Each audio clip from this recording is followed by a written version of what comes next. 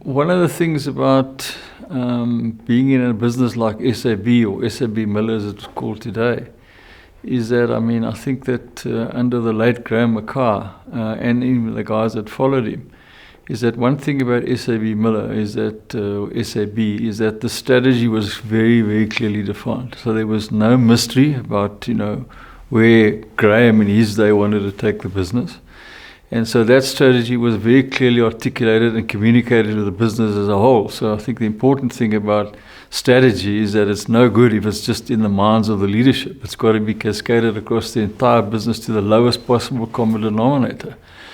And that's all very good and well. But I think one of the things that a lot of businesses miss, if you will, is the fact that once you've got the strategy outlined or articulated, is that to underpin that with what we called it in Beer Division those days, integrated performance management or just performance management. And performance management, what that really did was it made sure that the strategy came to life. And what that means really is effectively is that you've got to make sure is that across the entire organization, there is some link back to strategy, and the vehicle to do that was a thing called a performance management system. So everybody had a scorecard, and it wasn't a sophisticated one, but the scorecard in some shape or form related back to strategy. And then not just make sure that you do it, is to go and revisit it on a frequent basis. And so, this is what we set out to do, how we're doing on a 3-month, 6-month cycle. So, you can have clearly articulated strategy. If you don't share it, it's a problem. And if you don't underpin it with performance management, it's even a bigger problem.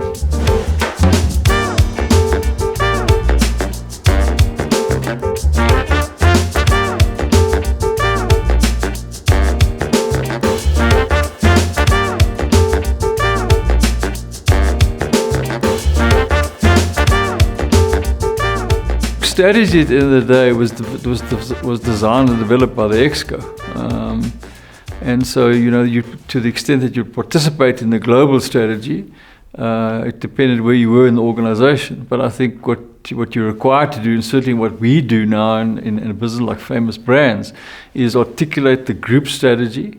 And then share that with the business units, but say to them, listen, that's where the business intends going in a macro sense is, can you go down into your own little geographic territory now and link that? So show me a business plan that relates back to the corporate strategy. And, but in terms of this whole performance management cycle, what we've done over the years, and it's borrowed from my time at SAB, is start off the cycle with a very, very robust strategic planning session that happens in November of every year. And simplistically, what I talk about is let's go away and unpack all the moving parts of the business. Let's punish them. It's about, Jim Collins talks about, let's talk about the brutal truths here. So we talk about how do you go and unpack every moving part of the organization, put it back together again, and out of that will come your strategy. Of course, what you've got to do then is the next step in the process is to make sure that your budgets, your financial budgets, underpin the strategy, because if that's what you're going to do, how are you going to fund it, and can you afford it? Once you've done those two issues, the fact then is you've got to cascade the budget and the business plan into performance scorecards for the team. And then once you've done that, is we have a thing called an executive officer review, where, to your point, we actually go and revisit the business plan every 3 months and say, well, that's what we set out to do. How are we shaping? Are we on track? Are things falling behind? Or there's stuff that's not relevant anymore? Is there new stuff that's come along that we can add? So, I think the days of businesses doing 5-year long-term scenario planning, the dynamic in which we work today is so immediate, is that you've got to keep revisiting that thing every 3 months. So doing that every 3 months, and then at the end of the year, of course, doing things like performance appraisals and then recognizing people. So, people often say to me, so, Kevin, what makes a successful leader? And there are a lot of things, but at the end of the day, my view simplistically is, and I was taught this by one of my mentors, is that, what do people really want from you as your manager? Is that, is tell me what you want from me, tell me exactly what you want from me. Give me help when I need it and reward me accordingly. It's not rocket science, it's simplistic, but a lot of businesses just don't get it. One of the parts of the performance management cycle that I didn't mention just now because it wasn't about content, the people is the more soft side. So included in that performance management cycle are a couple of interventions that happen along the way besides the performance appraisal stuff. So what we will do on a frequent basis is that probably every quarter is to have an executive succession conversation. So we kind of look at who the executives in the business, and you're ideally wanting to have at least 1 + 2. So 2 guys in the pipeline that can take over from 1. And so that's quite a robust discussion because that's about leadership. But what we also do is we do this thing called a people balance sheet. So, it's all very well to have a financial balance sheet, but what's your people balance sheet like? So we go and have a complete people balance sheet all the way down the organization to probably just junior management level. And we're looking for those gems about who we're going to pull through the organization. And once you've identified them, how are you going to do them? Is there a retention strategy? What kind of strategy are you going to apply? So those 2 mechanisms in terms of executive succession and people balance sheet are 2 primary pieces of this integrated performance management cycle. So as you said, what it is about, it's about making sure that you've got the talent is there, the pipeline is good, and then how you're going to retain those people and motivate them so that you don't lose them, especially in an environment like today, which is so highly competitive and there's only a limited amount of leadership around. I've just read this book called Legacy, which is what is about, what the All Blacks can teach us about business and about life. And it's for me, it's a fascinating story to the extent I've actually given each of my executives a copy of the book and said, this is leadership made simple. For me, there's a very compelling line in that whole book. And I think that speaks to quality of people. And we'll talk about when you're recruiting. So that the one line in that book, which I kind of my throwaway line was, better people make better All Blacks. So it doesn't matter how technically talented you might be. They talk about no dickheads. So I think that's important. And what we do in Famous Brands is that one of the things when we're recruiting, it is all about culture. When we recruit, the first thing we're looking for is we recruit for culture. Sometimes the technical skills might be missing, but let's recruit for culture and train for technical if we have to. And it's the same thing. Better people make better All Blacks. Better people make better Famous Brands. It's the same analogy, but the book is fascinating. A must read for me for all leadership in South Africa. I'm born in a really small town called East London, which was a hell of a nice place to grow up as a kid many years ago. And I'm the product of 2 civil servants. My mum was in the nursing profession, and my dad was in the postal services.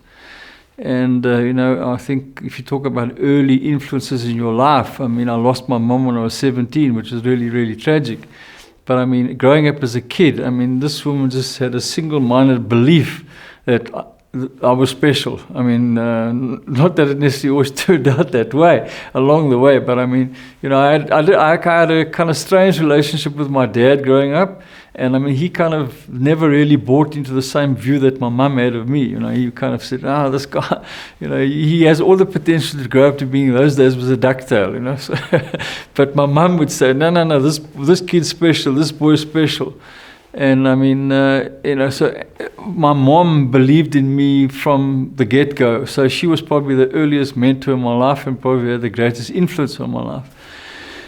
And then, along the way, I've been very lucky, So when she passed away at the age of 17, it's like, oh God, what's happened to the greatest love of my life is gone. But I was very lucky because when I got into Distell, I met a guy by the name of Rach van Renen.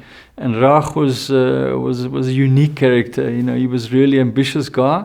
And I met him in Port Elizabeth when I joined Distell. And we just connected. And so there was great chemistry between us. And Rach adopted me. He was much older than I was.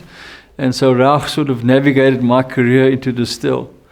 And then Rach actually left. And then regrettably, much later, Rach passed away. Also from cancer, which had killed my mom as well. So I had kind of an early mentor that got taken away through cancer, another one that got taken away through cancer, and then I, in my SABMiller days, Pete Savory had a profound impact on my life. In fact, he phoned me this morning just coincidentally to tell me that he's a shareholder of Famous Brands, and so I better make sure that when I do move on, is that there's strong succession there.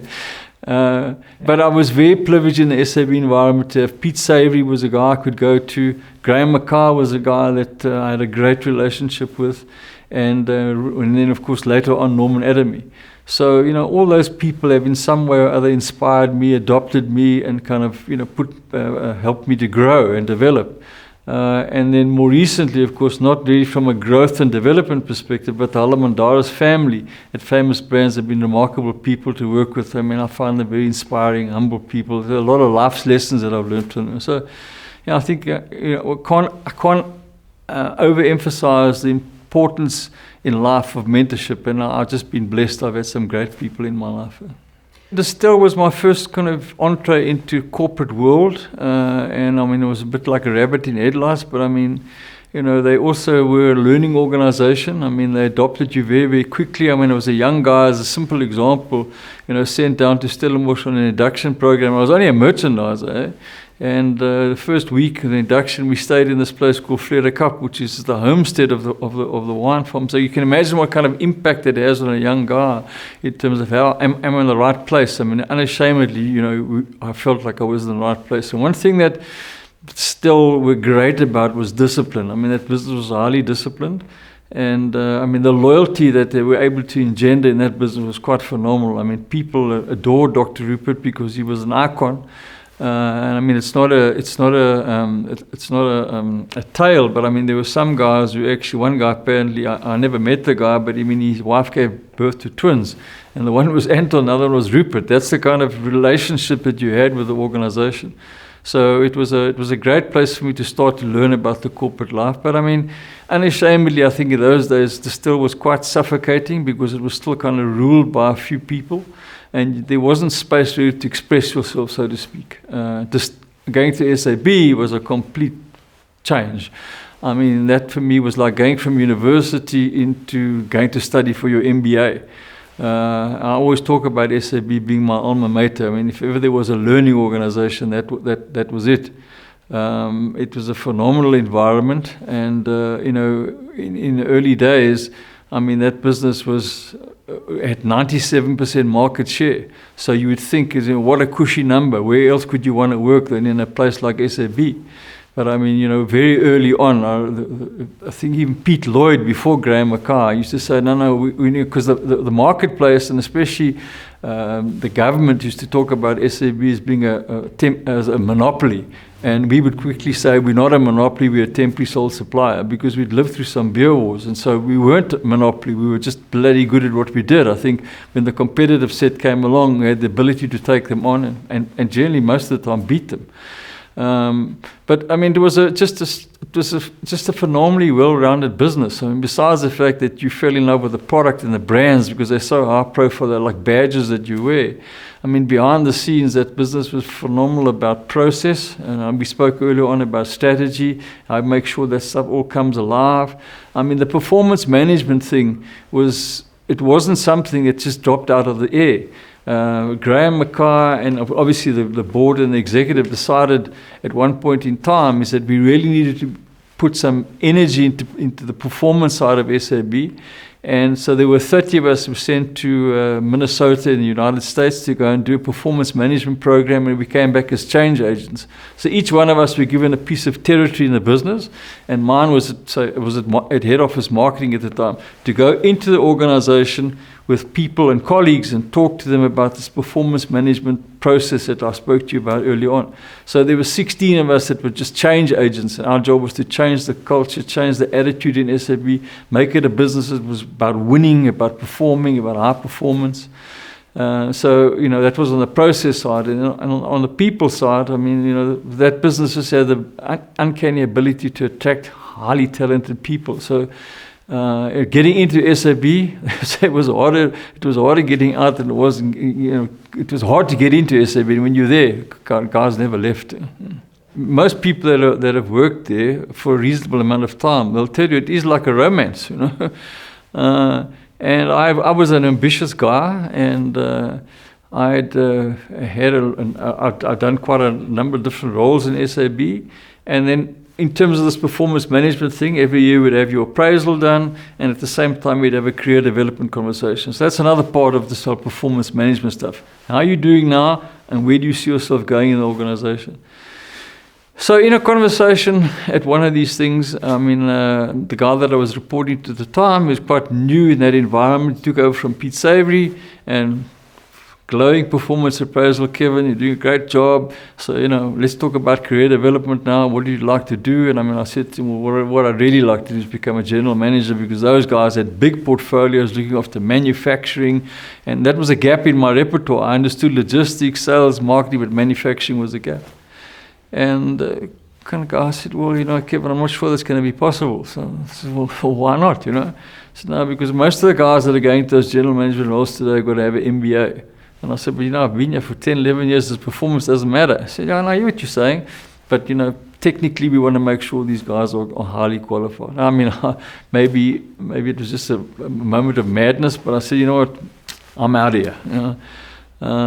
Mentally I said, I'm out of here. And I decided that I'm going to leave SAB, and I had two mates of mine that they were customers of mine, Derek Myers and Robbie Mitchell. They started a business called The Keg, which I'd been interfacing with in terms of my customer relationship with them. And I liked The Keg, and I thought, I'm going to get one of these kegs. I'm going to go to East London, and I'm going to sit next to the beach, and that's going to be my lot in life. I'm fed up now. And I did that.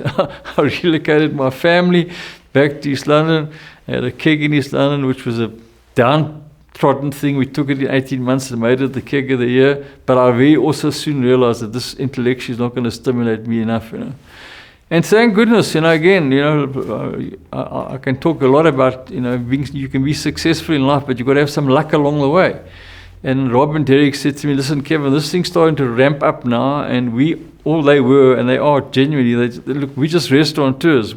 We think there's a business to be had here, so why don't you join us as the MD of Keg and help us take this thing to the next level, which I duly did.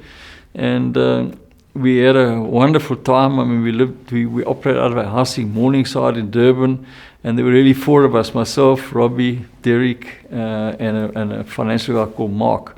And we ramped that business up significantly to about 60 kegs at one time. And keg was really the flavor of the month of those days. It was a phenomenal business. Then it was in the sort of early 90s, and it was at the time when Nelson Mandela was going to be released from prison. And you remember everybody was storing up baked beans because the world was going to implode. And Rob and Derek said, listen, Kevin, we're out of here. This place is going to, everything we've built up now, it's at a point where we must exit. So they wanted to go and live in Canada, and we had this great business, and the business that really was courting us before this conversation was Spur. And Alan Amble from Spur, he loved the keg business.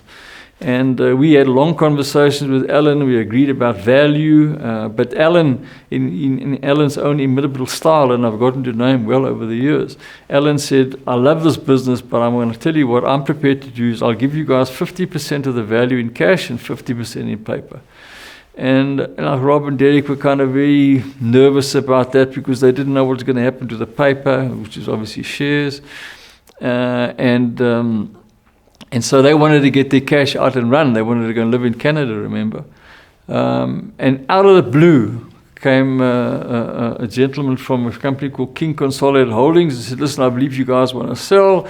We want to come in as late bidders for this business. And I'll tell you what, we'll give you cash. You don't have to take paper. So Rob and Derek said, listen, Kevin, we love the fact that you're going to stay behind and drive this for us, but we'll take the money.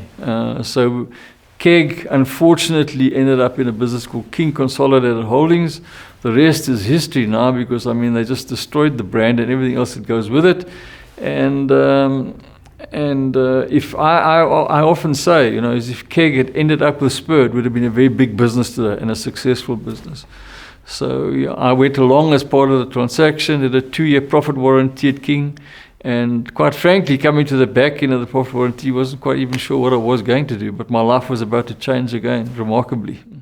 So the industry is quite incestuous, and so there was this guy called Craig McKenzie that had started Debonair's Pizza. And we'd bumped into each other because in the franchising business you always talk. And Craig said to me, listen, Kevin, what are you going to do at the end of your profit warranty? I said, Craig, I actually don't know, but I mean, I'm not stressing about it. I'm sure that I'll find something. And he said, why don't you come and have a cup of tea or a cup of coffee with the Halamandaris family at it was called Steers Holdings those days. And I said, no, well, I've got nothing to lose, I'll happily go and have this cup of tea. And so he introduced me to these three brothers and a cousin. And I mean, I walked into the boardroom, and there they were, silk ties and cufflinks with their monogram initials on their sleeve. Very nice people. I didn't know it at the time, though, but a lot of them couldn't really verbalize well in English because they were still from Greek descendant. So I sat there and chatted to them, and one of them did all the talking, others never said a word. And I kind of thought, well, this is odd. Anyway, I got up and I said, thank you very much. And so Craig was like on the phone to me the next day, how did it go? I said, yeah, it was okay, but it's not a place I want to work, thanks very much. So I said, no, I'm not interested. And then, because Craig wanted me to come and take over Debonair's Pizza, because he was actually going, he was getting to the back of his profit warranty. And he phoned me about 2 weeks later and said, listen, why don't you come and have a cup of coffee just with a guy called Theophanus Halamandaris, who we now affectionately call Funny. So I said, okay, Craig, all right, I'll go and do that. And it was like one of those moments when I sat opposite this guy and he spoke to me about what they want to do with this business. And the fact that, they were kind of worried about the threat of McDonald's and coming into South Africa and wiping out their wealth. And there was just a moment of, I think it was magic with this guy and I, where we connected. And at that moment, I actually made up my mind is that I would actually go and do this for him. In fact, I don't often tell the story, but I mean, it was long ago too. I actually not moved because I was getting an exit Kinko anyway. So I went and worked at Steers Holdings for 10,000 a month less than I was earning at Kinko. But I just felt like, there was something here for me to go and do. And so, yeah, I joined those days Steers Holdings as the MD of the Steers brand, and a brand that was really in a bad place. But we spent 18 months really working hard on the brand. And it wasn't long after that where they started to give me some other, added to my portfolio, and I became the Chief Operating Officer in about 2005, I think. Right at the outset, I mean, I think, first of all, I think they were brave because there was no outsiders there. I mean, they were a family business. But I think the marketplace had also kind of told them is that, listen, if you don't do something with this listed vehicle, you should just unbundle and go back to being a family-owned business. So I think there was some pressure on them to kind of unlock the value of this business. So, as they got more confident with me, I think they sort of gave me more and more responsibility, and the more that they kind of withdrew. And I think, that was really brave of them to do that, and I gained an enormous amount of respect for them very early.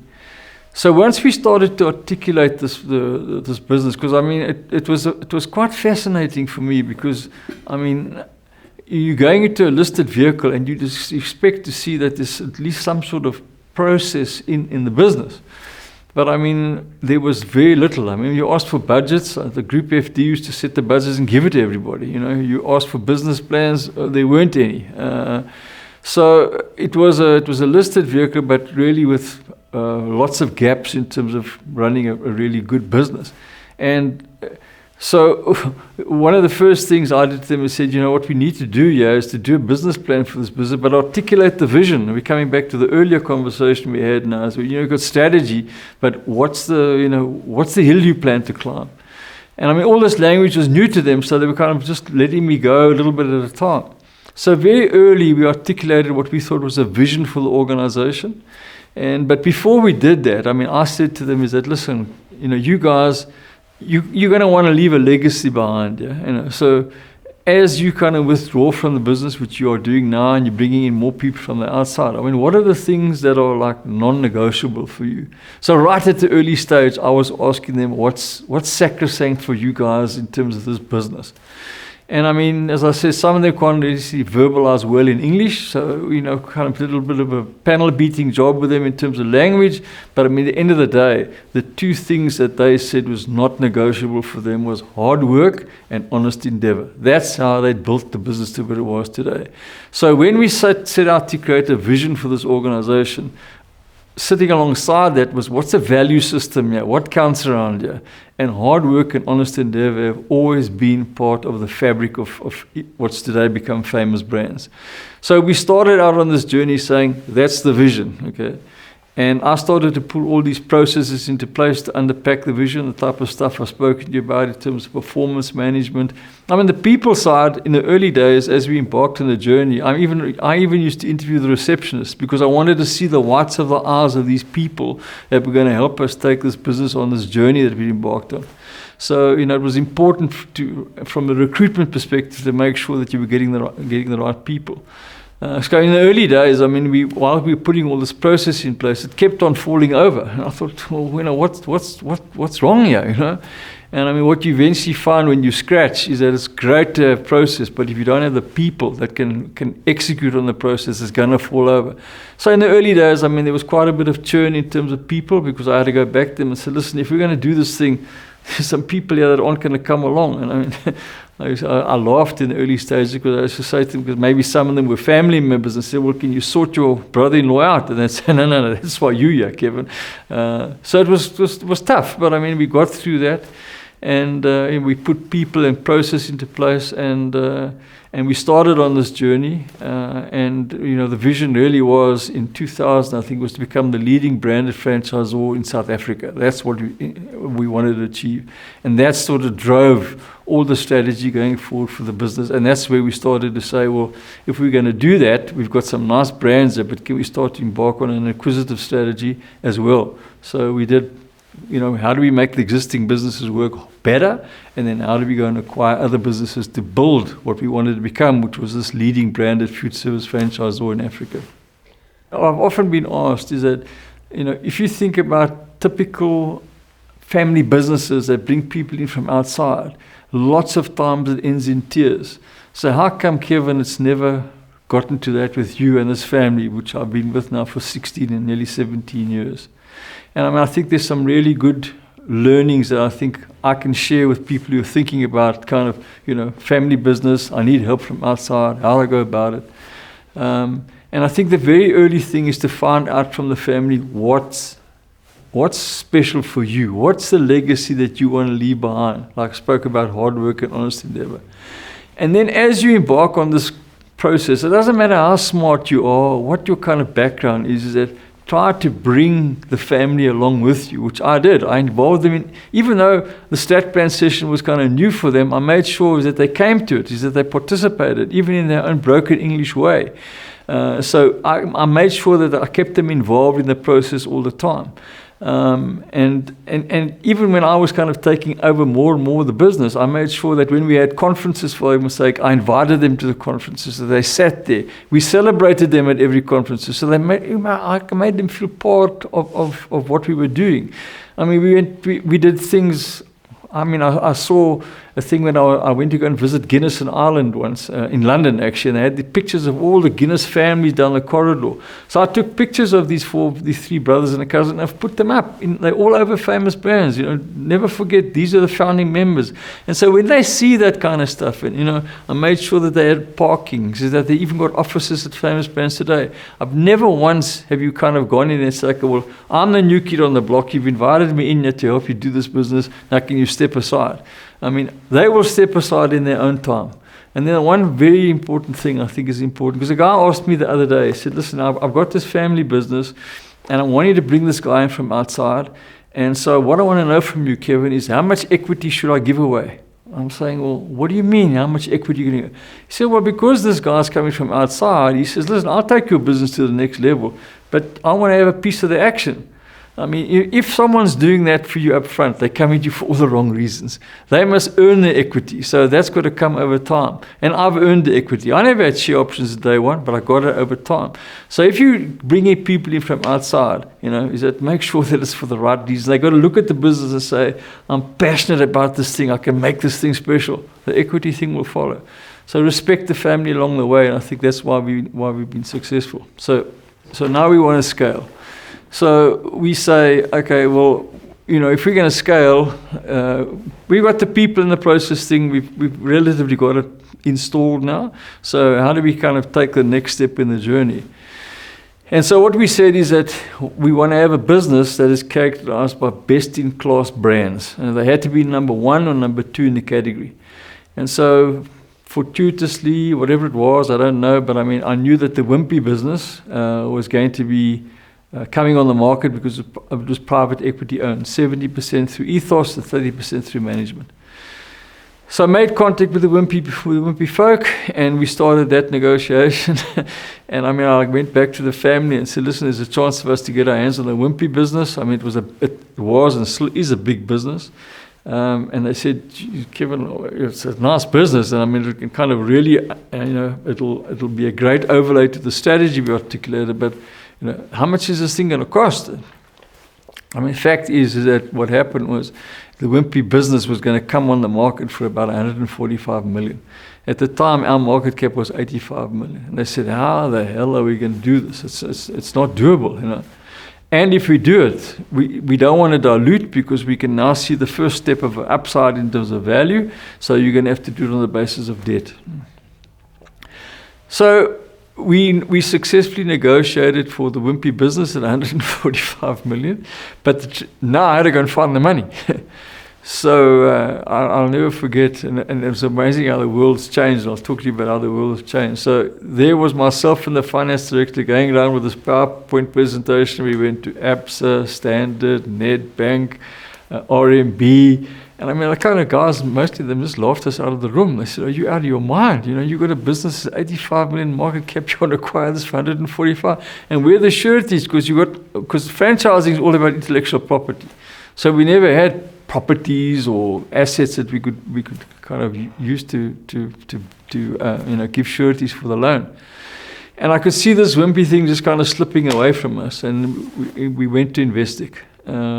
And I must say is that Investec guys, I mean, they're known for risk. We showed them the model, and they got it. They understood it, and Investec actually came along. And on that basis, we did the Wimpy transaction. And even the marketplace at that time said, geez, you guys are going to choke on this thing.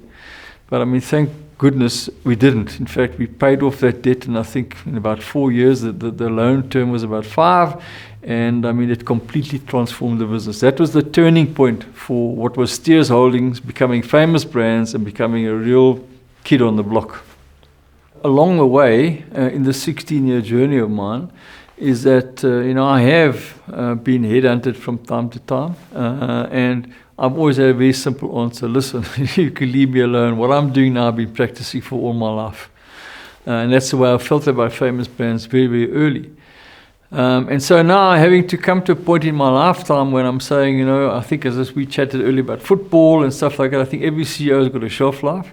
You're surrounded with some great young people, like I've built myself. I created this thing with all these young, ambitious people around me.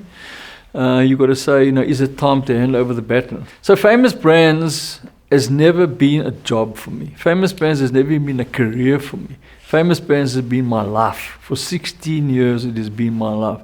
It has been an emotional and traumatic time, even though I volunteered or I made the call to hand over to this guy called Darren Heel, who's been working alongside me for the best part of 12 years. And that feeling about famous brands is not unique to me. I mean, if you go and ask most of the guys on the Exco famous brands, they'll tell you that they love the business. And even for them, this is not a business. This is a way of life. And we've been able to engender that in the leadership team in famous brands, because I think what we've bred in our business is we talk about a culture of high performance, and every damn day we get up with one thing. We compete to win. And thank goodness we've been able to win. I mean, does that mean that we've got everything right? No, geez, I tell you, we've had some failures too, and I mean, you learn from them.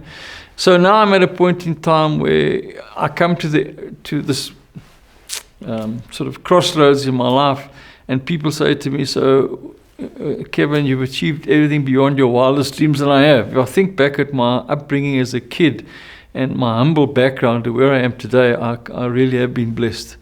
So what are you going to do now? I mean, you're going to go and sit at the beach. So my answer is, look, I don't do golf. I don't hunt. I don't fish. Business is my life. Business is my hobby. And so, I'm sitting on a few boards now, which is very nice, giving me a different spin on businesses. But there's going to be life after Famous Brands for me. I talk about, I'm looking at a second career in my life. I'm going to reinvent myself. I'm going to repackage myself now, but in a different way where I can choose what I want to do.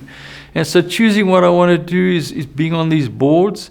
But one of the other passions I have in life is for young people that have got, maybe not even young, but I mean just people that have got a great business and a vision, but don't quite know how to take the business on the next part of the journey. So I look at myself as maybe being a venture capitalist in terms of investing either finance or time or energy or skill or expertise and going to find these businesses and helping them unlock the value. So spending a bit more time with my family is important because my family have suffered along the way in terms of what I've done because I've spent my life building businesses. So spending more time with my family, choosing what I want to do, but still being part of business. And because business is what gets me out of bed every morning. But especially to find young people that I think I can help to realize the dreams that they have for a business that they've created.